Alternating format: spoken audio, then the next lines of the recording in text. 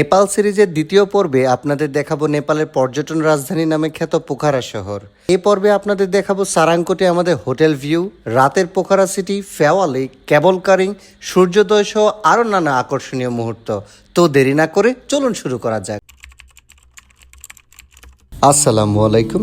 12 April আমরা পৌঁছে যাই পোখারায়। সারাংকোটে আমরা পোখারা আই নামে একটি হোটেলে উঠি। এই হোটেলটিতে আমরা অবশ্য ঢাকা থেকে বুকিং করে এসেছি।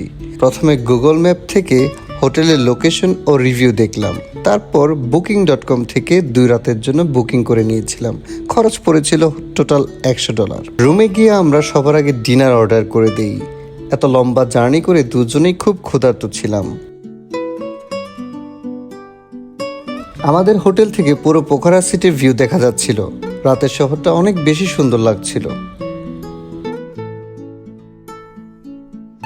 তারপর আমরা হোটেলের লবিতে যাই আর দেখি হোটেলে এক সাইডে একজন ভয়ঙ্কর সব ছবি আঁকছে। তার ছবি আঁকা দেখতে দেখতে লক্ষ্য করলাম যে পুরো হোটেল জুড়েই এমন ভৌতিক সব পেন্টিং করা। তখন থেকেই হোটেলের প্রতি আমাদের দৃষ্টিভঙ্গি বদলে গেল। হোটেলের সব কিছুতেই ভুতুরে ভুতুরে একটি থিম আছে। যদি আপনারা এই হোটেলে আসেন তাহলে অন্যরকম একটি ফিল পাবেন, কিন্তু প্লিজ ভয় পাবেন না। হোটেলের লিংক ডেসক্রিপশনে দেওয়া আছে। Follow me. সাবধানে এসো।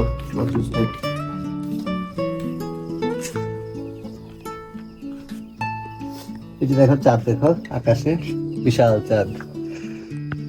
এটা বোধ হয় আজকে ফুল মুন, তাই না? আজকে 12 এপ্রিল।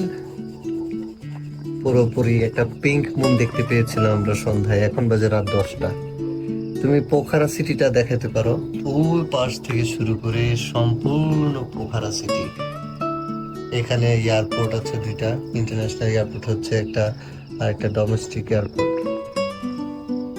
সিটিটা এত বড় বিশাল না, কিন্তু মানে আই মিন পরিপাটি, অনেক পরিপাটি। এবং এটা হচ্ছে নেপালের সবচেয়ে বেস্ট প্লেস ভিজিট করার জন্য। এবং আমাদের এই জায়গাটা আরো বেশি সুন্দর। সবচেয়ে ইন্টারেস্টিং, সবচেয়ে মজার বিষয়টা দেখাই, একটু ঠান্ডা লাগছে এখানে।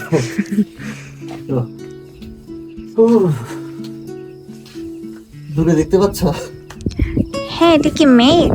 না, এটা মেঘ না, এটা মাউন্টেন। এটা পুরোটাই হচ্ছে একটা কানেক্টেড মাউন্টেন।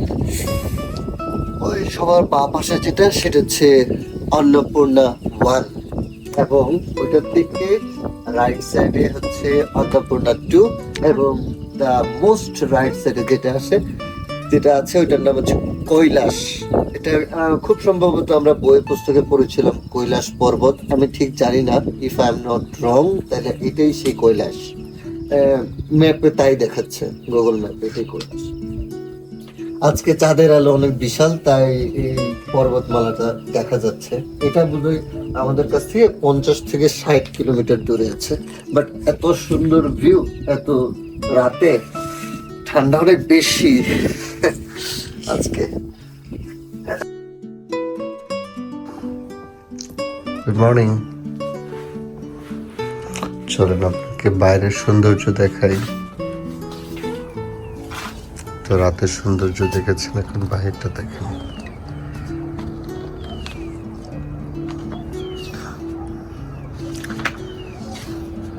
একদম সূর্য উঠছে।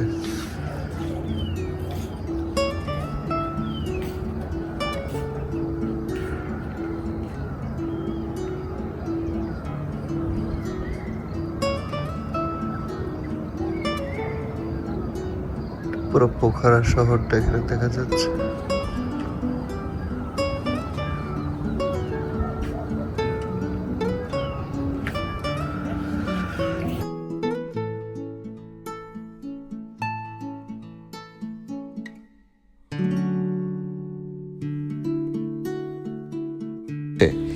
এই সকালটি আমি কখনোই ভুলবো না। কি যে এক অপরূপ সুন্দর সকাল ছিল সেদিন।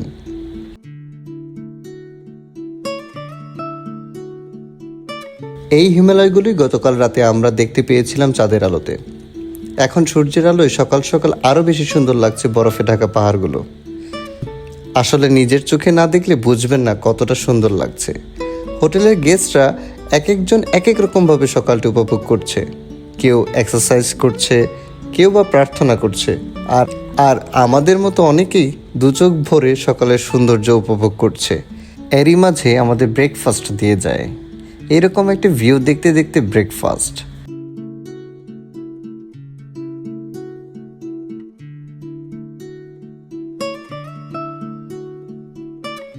ব্রেকফাস্ট শেষে আমরা রেডি হয়ে যাই পোখারা শহরটি এক্সপ্লোর করার উদ্দেশ্যে।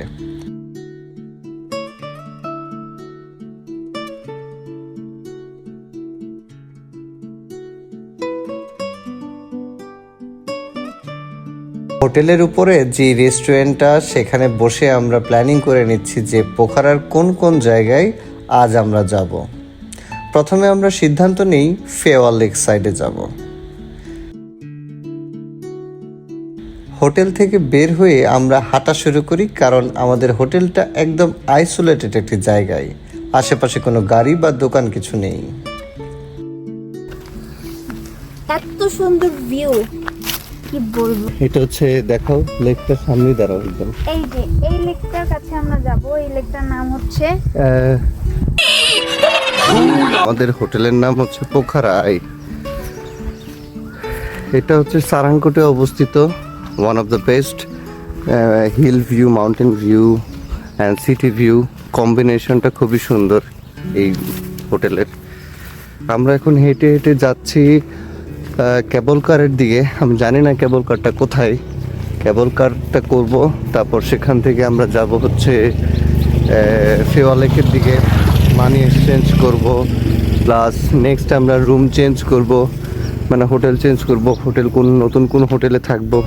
কারণ এই হোটেলটা খুবই ভালো লাগছে, বাট প্রবলেমটা হচ্ছে হোটেলটা হচ্ছে খাবার নিয়ে।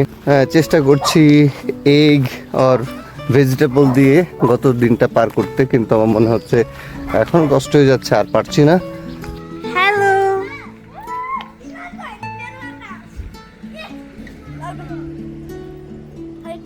Thank you so much. একটা ফুল গিফট করলো।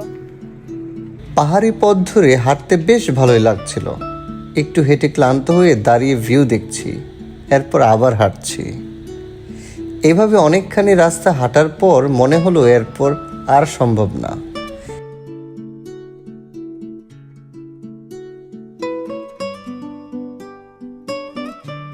একজন লোক আমাদের বলল যে এখানে দাঁড়ালে লেক সাইড যাওয়ার গাড়ি পাওয়া যাবে। তো আমরা কিছুক্ষণ অপেক্ষা করে একটি গাড়ি পেয়ে যাই।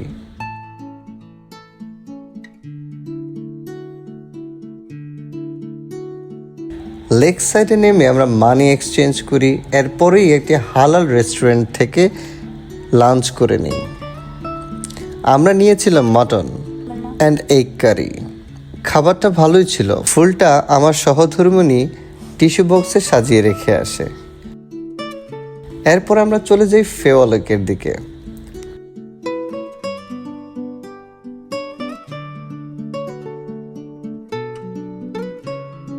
ফেওয়া লেক নেপালের দ্বিতীয় বৃহত্তম হ্রদ। সমুদ্রপৃষ্ঠ থেকে 742 মিটার উচ্চতায় ফেওয়া লেকের অবস্থান। ফেওয়া লেকের আকার 5.23 বর্গ কিলোমিটার।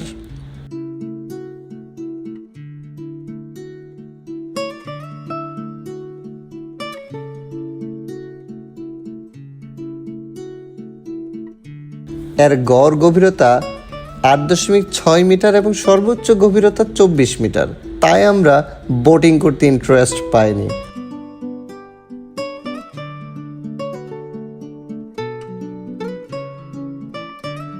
যাই হোক, চারদিকে পাহাড়ে লেকটি খুব শান্ত এবং সুন্দর।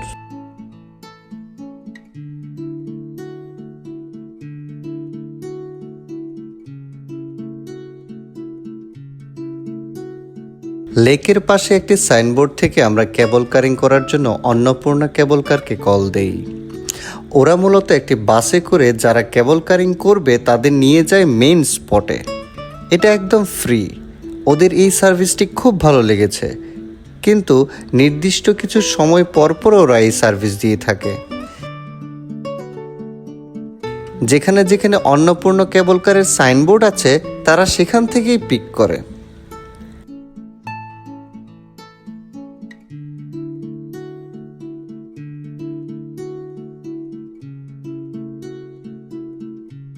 দেখতে দেখতে চলে এসেছি মেন স্পটে।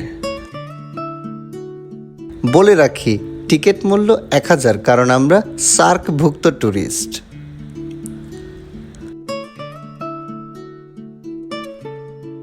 এই কেবল কারটি মূলত পোখারা লেক সাইড থেকে সারাংকোট যাওয়ার পর্যন্ত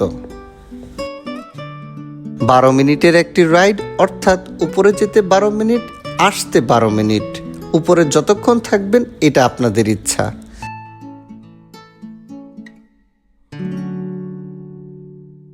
কেবল কার সার্ভিসটি আমার খুব পছন্দ হয়েছে।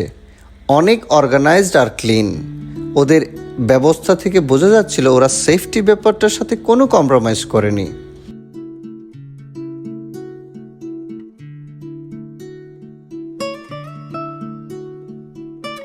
উপরে অর্থাৎ সারাংকোটে অনেক অ্যাক্টিভিটিস আছে। এখানের মূল আকর্ষণ হচ্ছে সারাংকোটের ভিউ পয়েন্ট।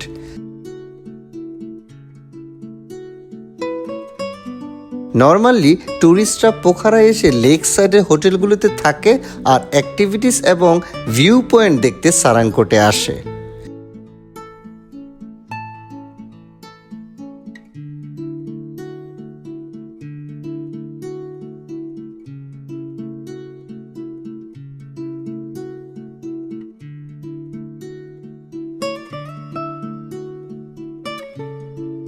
ভিউ পয়েন্টটি অসাধারণ সুন্দর। এটি হলো পোখারার পাশে সবচেয়ে উঁচু স্পট। যেহেতু আমাদের হোটেল সারাংকোটে, তাই আমরা সারাংকোট ভিউ পয়েন্টে অল্প সময় পার করে আবার কেবল কারে উঠে যাই।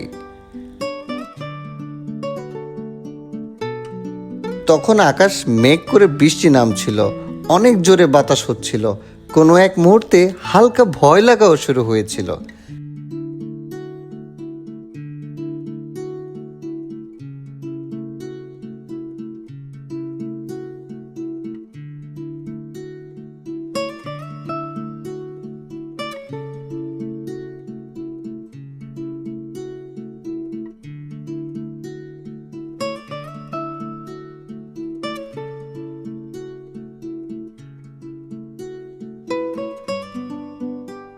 যাই হোক, আলহামদুলিল্লাহ কেবল কার থেকে নেমে আমরা এরিয়াটি ঘুরে দেখছিলাম।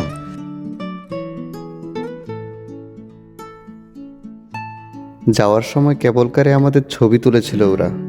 ওদের থেকে ছবিগুলো কালেক্ট করে নিই। এরপর আইসক্রিম আর কফি খেতে খেতে আমরা চলে যাই পোখারায়।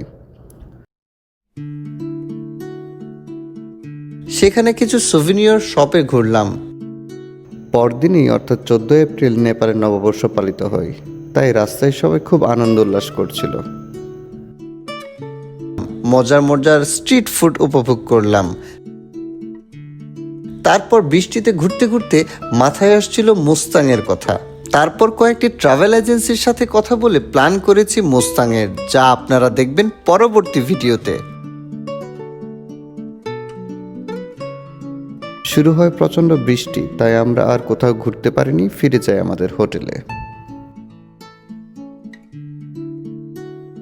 পরবর্তী ভিডিওতে থাকছে road two Mustang, মারফা village, কাকভিনি village আর মুক্তিনাদ সহ অনেক আকর্ষণীয় সময়। তাই অবশ্যই আমাদের চ্যানেলটি সাবস্ক্রাইব করে পাশে থাকা বেল আইকনটি ক্লিক করে আমাদের সাথেই থাকুন। টিল দেন, আল্লাহ হাফেজ।